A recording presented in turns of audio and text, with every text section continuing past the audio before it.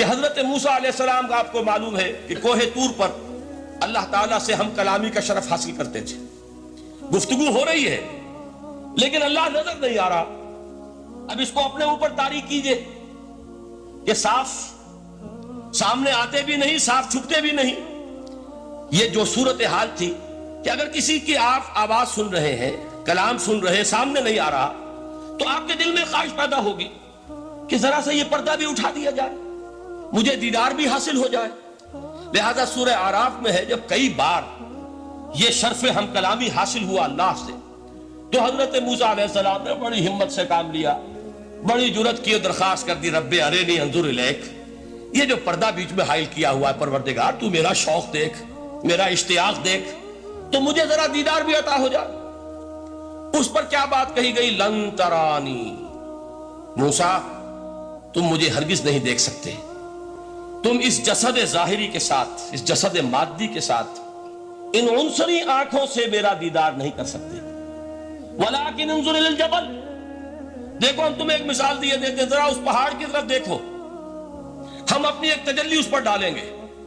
فَإِنِ اسْتَقَرَّ مَكَانَهُ فَسَوْفَ تَرَانِي، اگر وہ پہاڑ ہماری تجلی کو جھیل جائے، تحمل کر لے، تو تم بھی سوچنا کہ شاید ہمیں دیکھ سکو. اس کے بعد ہوا کیا؟ فَلَمَّا تَجَلَّى رَبُّهُ لِلْجَبَلِ جَعَلَهُ دَكًّا وَخَرَّ مُوسَىٰ صَعِقًا. جب اللہ تعالیٰ نے پہاڑ پر اپنی ایک تجلی ڈالی تو وہ پہاڑ جو ہے پھٹ گئے، اور موسیٰ، اب دیکھیے براہ راست تجلی موسیٰ پر نہیں ہے، یہ انڈائریکٹ مشاہدہ ہے تجلی ربانی کا کہ جو پہاڑ پر ہوئی ہے، اور پہاڑ کی جو کیفیت ہوئی ہے اس کے مشاہدے سے حضرت موسیٰ بے ہوش ہو کر گر گئے.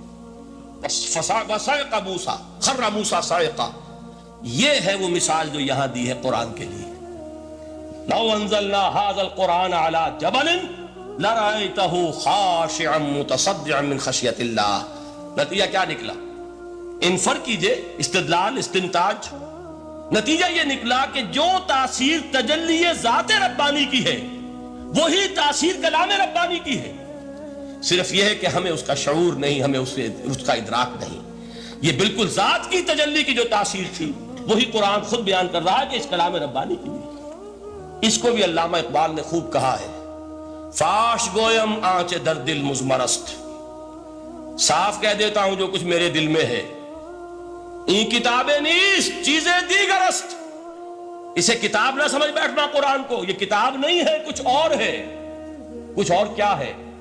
مثل حق پنہاؤ ہم پیداستو، زندہ پائندہ گویاستو. یہ تو جیسے اللہ تعالیٰ کی ذات ہے، مثل حق، ذات حق سبحانہ و تعالیٰ کی طرح یہ زندہ ہے، پائندہ ہے. مثل حق، پائندہ گویاستو، یہ جو ہے زندہ ہے، یہ متکلم ہے، کلام نہیں ہے.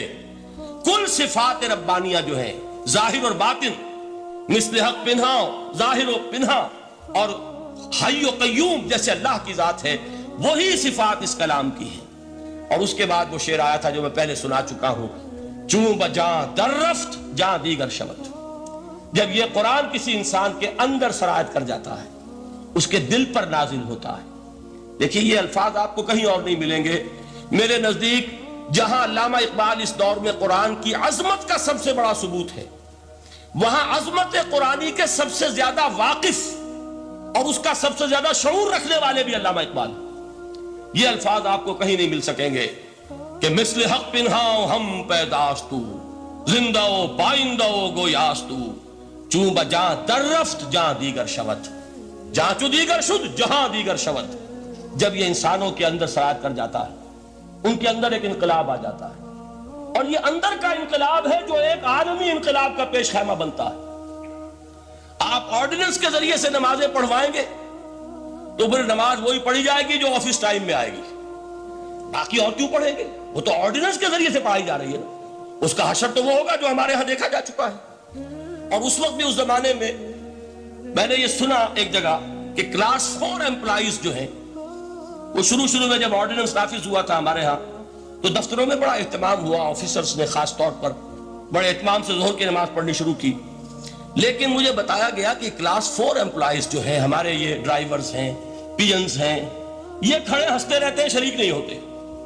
میں نے ان سے کہا وہ اس لیے کہ انہیں معلوم ہے کہ آپ بھی تو یہی پڑھ رہے ہیں صرف نماز، باقی آپ کے ڈرائیور سے اور آپ کے خانسامہ سے یہ بات چھپی ہوئی نہیں ہے کہ عصر آپ نے بھی نہیں پڑھنی، یہ صرف زور ہے جو آپ پڑھ رہے ہیں۔ تو یہ اصل میں اندر کا انقلاب جب تک نہ آئے، باہر کا ٹھوسا ہوا انقلاب وہ تو جب پریشر ہٹ جائے گا تبدیلی ختم ہو جائے گا۔ چوں بجا در رفت جہاں دیگر شود، اندر انقلاب آئے، جب اندر تبدیلی ہو جائے گی اب انسان کا پورا وجود بدلے گا، پھر اس کے اندر سے تبدیلی جو ہے وہ ابھرے گی، اسے کسی خارجی دباؤ کی ضرورت نہیں ہوگی۔ جہاں چو دیگر شد جہاں دیگر شود، اور جب انسانی شخصیتوں کے اندر یہ انقلاب اندر سے آتا ہے تو پھر وہ عالمی انقلاب بنتا ہے، جیسے کہ محمد رسول اللہ کا انقلاب۔ واقعہ یہ ہے کہ اگر جوش کانسپیریسی، عبداللہ ابن سبا کی سازش اگر کامیاب نہ ہو گئی ہوتی اور مسلمانوں کے اندر آپس کا اختلاف اور سرپھٹول نہ ہو جاتا، جو حضرت عثمان کی شہادت، پھر حضرت علی کی شہادت رضی اللہ تعالی عنہما، اور حضرت علی کی دوران خلافت یہ آپس کے جو جنگیں ہوئی، جنگ جمل، جنگ صفین، جنگ نہروان، اگر یہ نہ ہوئی ہوتی تو جس سپیڈ کے ساتھ اور رفتار کے ساتھ انقلاب محمدی کی توسیع ہو رہی تھی علی صاحب الصلاۃ والسلام، کوئی طاقت دنیا میں نہیں تھی۔ اقبال نے اس کا بھی نقشہ کھینچا ہے کہ تھمتا نہ تھا کسی سے سیل رواں ہمارا، وہ سیل رواں تھا، کوئی روکنے والا نہیں تھا۔ انٹرنل سیبوٹاج وہ ہے کہ جس نے اس انقلاب کا راستہ روکا۔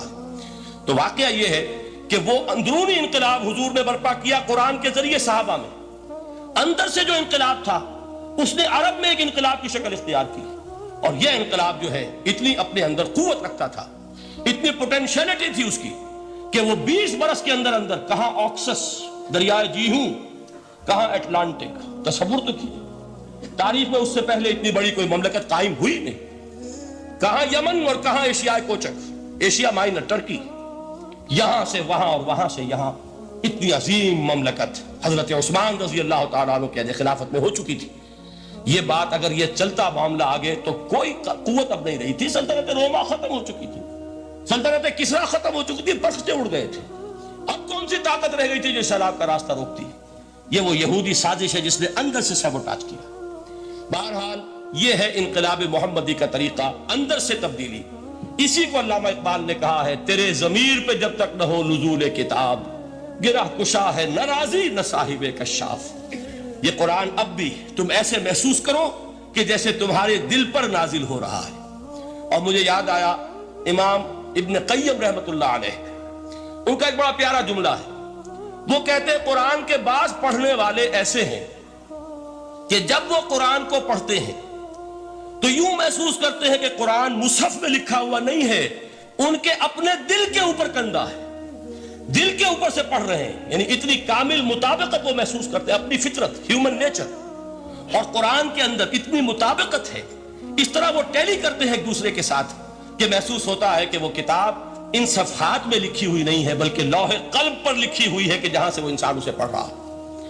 تو پہلی بات تو قرآن مجید کی اس آیت کے حوالے سے اس پہلو سے ہمارے سامنے آئی کہ جو تاثیر ہے ذات ربانی کی تجلی کی، وہی تاثیر ہے اس قرآن مجید کی، بشرطے کہ ہمارے دل جو ہیں وہ کچھ اپنے اندر اس استعداد اور صلاحیت کو پیدا کریں۔